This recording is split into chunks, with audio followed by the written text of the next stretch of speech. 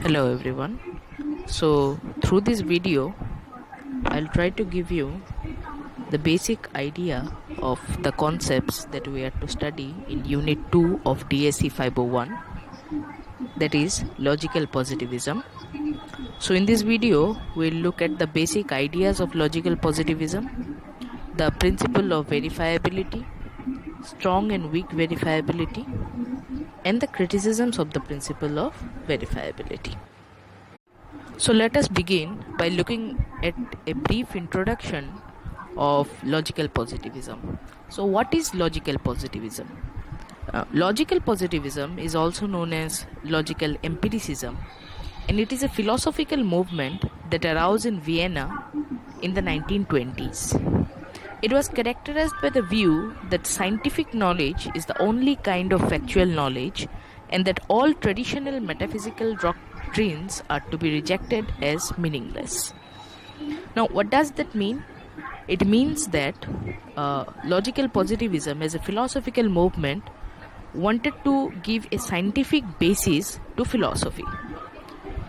In their opinion, all traditional metaphysics that the previous philosophers endorsed are meaningless, because science is the only discipline that can give us true factual knowledge. And so philosophy should be in a way remodeled following the model of science.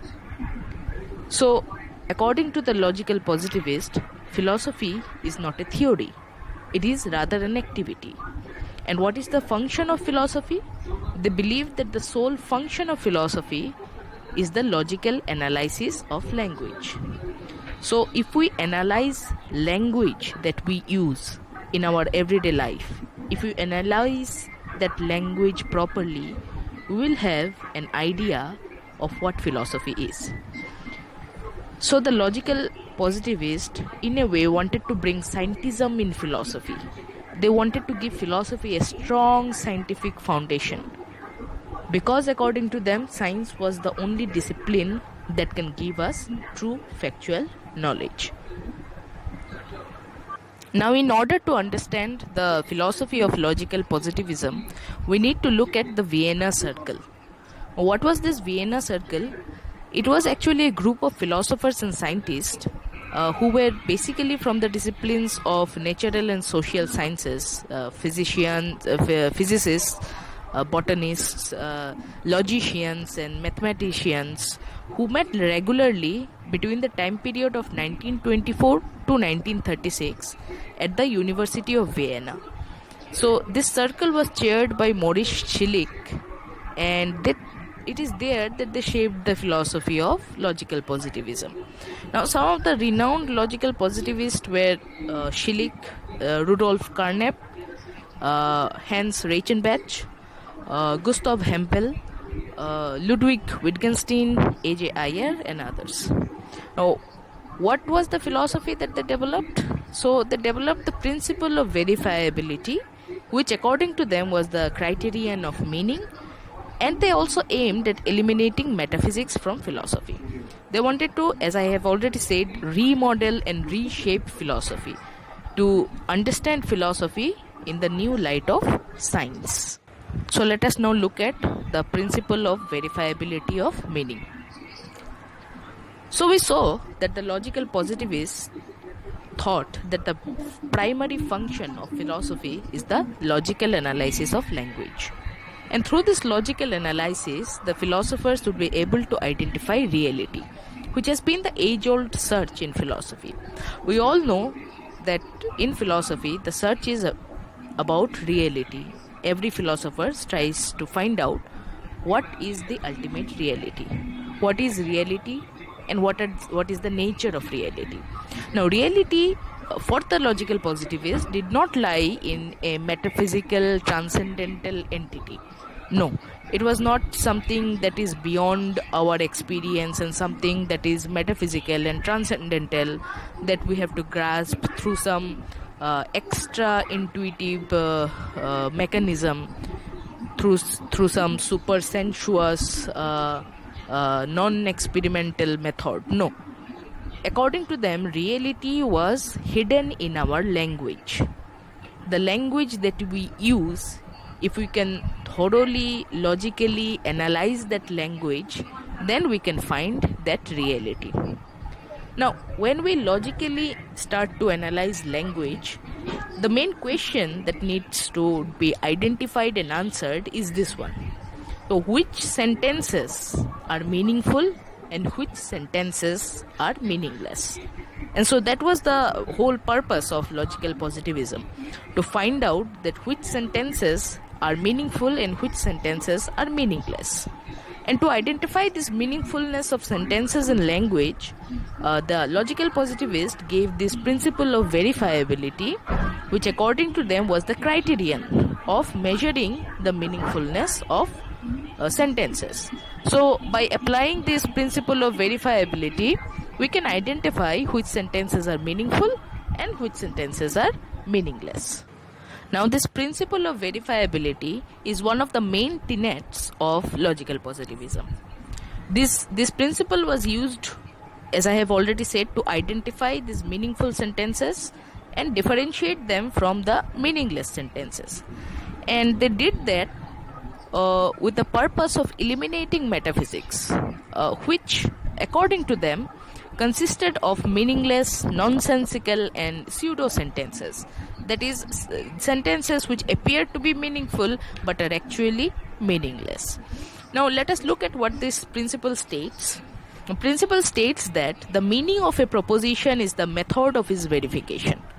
That means the method by which a proposition is verified is also the method which determines the meaning of the proposition. So, it is a criterion which determines whether or not a sentence is literally meaningful.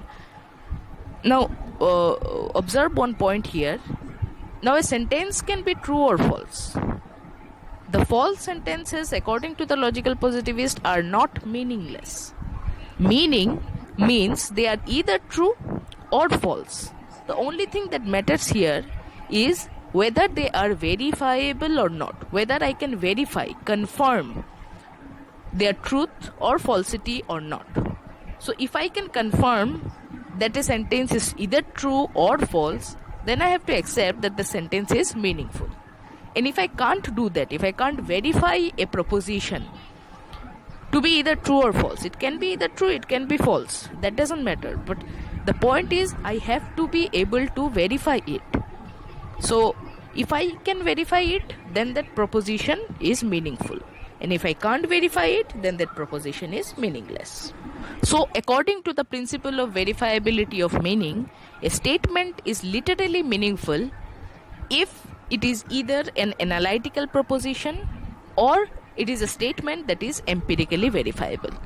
Now, what are analytical statements? Now, analytical statements or propositions are those propositions which are verified by the very definitions of the term used in it. If we look at this example, all bachelors are unmarried men. Now, when we define the term bachelor, it means someone who is unmarried. So the proposition, all bachelors are unmarried men, is a tautology. That is, it is true by virtue of the definition of the term bachelor. Now, such kind of analytical propositions, according to the logical positivists, are meaningful because the very definition of the term gives the meaning of the proposition. If it is true, then it is. If it is a tautology, then it turns out to be true, and in case it is a contradiction, it turns out to be false. Now, other than these analytical statements, which other statements can be meaningful?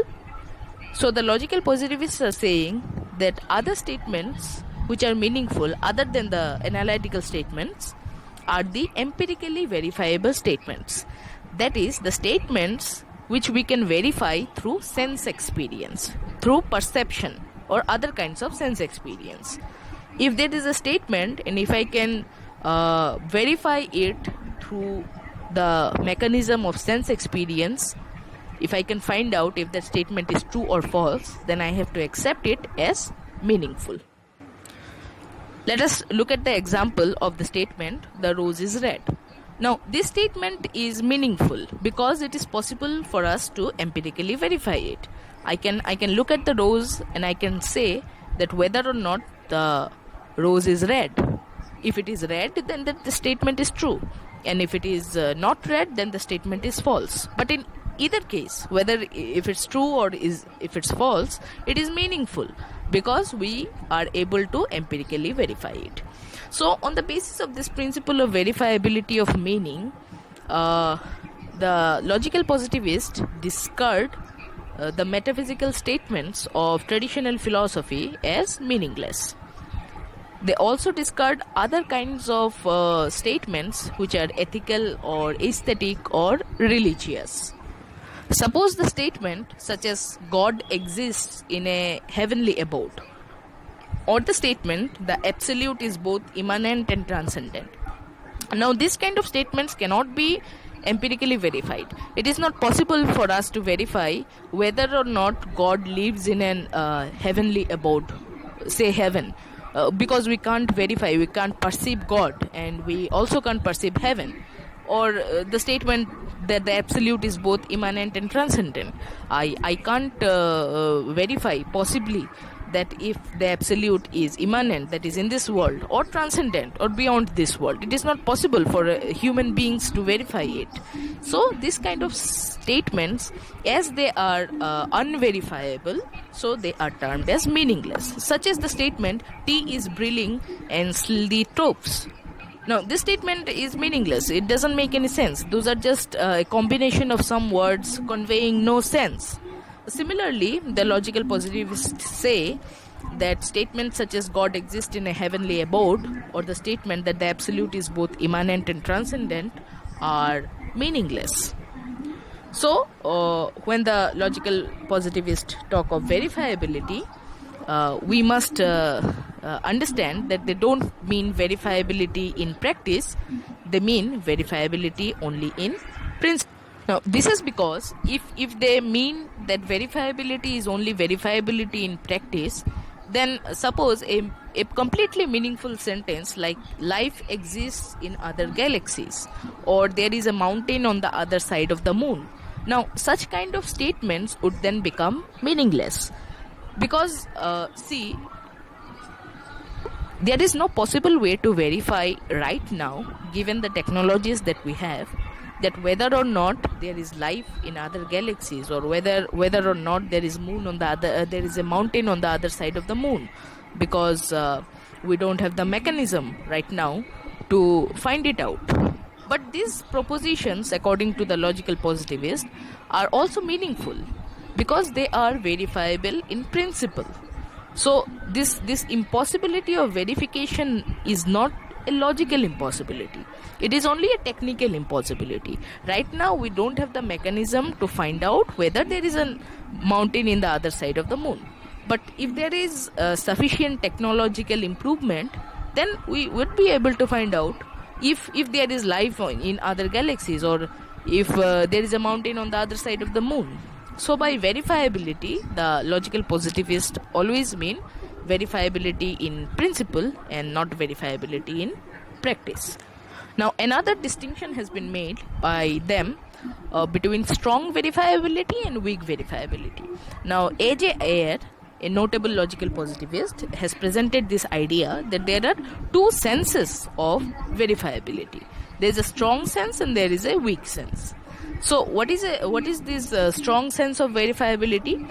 Ayer says that a proposition is said to be verifiable in the strong sense of the term if and only if its truth can be conclusively established in experience. That is, strong verifiability is associated with conclusive verifiability. Now, for example, there is a man in the next room. If we consider this proposition, we can conclusively verify whether or not it is true or not. Because I can always go to the next room and find out if there is a man in the next room through sense experience. Now, if he is there, then that statement is true. If he is not there, then the statement is false. But its verification is conclusive. I can have conclusive evidence that whether or not that man is in the room or not. Now, this is the strong sense of verifiability. And what is the weak sense of verifiability? Iyer says that a proposition is verifiable in the weak sense if it is possible for experience to render it probable. Now, let us look at an example. Now, suppose I say there is life on Mars. Now, this proposition is not directly or practically verifiable because right now we have not landed on Mars to verify this proposition. But it is always possible in the future that we may land in Mars and then we may find out if there is life on Mars. So such statements are weakly verifiable because even though at present we can't verify it, we may verify it tomorrow. So strong verifiability is identified with verification in practice, and weak verifiability is identified with verifiability in principle. Now, as every theory has some criticisms, so this principle of verifiability also has some criticisms. There are 4 primary criticisms that we will be looking at. Now, what is the first criticism? So, critics have argued that it is arbitrary, that it is without any logic to make meaning dependent on verifiability, because these two concepts of meaning and verifiability are not directly related to each other. The meaning of a sentence can very well be understood without thinking in the least of its verifiability. When we usually try to understand the meaning of a sentence, we do not think of its verifiability. We understand the meaning of a sentence without thinking of its verifiability even the least. So there is no need to connect these two concepts of meaning and verifiability. The second criticism is that the principle of verifiability itself is not verifiable. So it is not analytical because the statement of the principle is not such that the terms in it explain its own meaning, like the example of all bachelors are unmarried men. This principle is not like that. And it is also not self-evident. Something is self-evident, for example, say 2 plus 2 is 4. It is self-evident. Or all things are as they are. A is A, the law of identity. It is something that is self-evident. Apple is apple. But the principle of verifiability is not like that. So it becomes ultimately self-eliminating because there is no way to verify the principle of verifiability. There is another criticism that the logical positivists have wrongly only focused on assertive sentences. They think that sentences are only assertions. But no, in our day-to-day use, we use language not to just assert things, but to warn others, to give orders, to command, to promise, to request, everything. So they have completely ignored those uses of language. And finally, they have equated experience with sense experience, but there are also other kinds of experience like religious, aesthetic or moral experiences. So they also need to be taken into account if we are to give a proper theory of the meaning. In the next video, we will look at the logical positivists' elimination of metaphysics.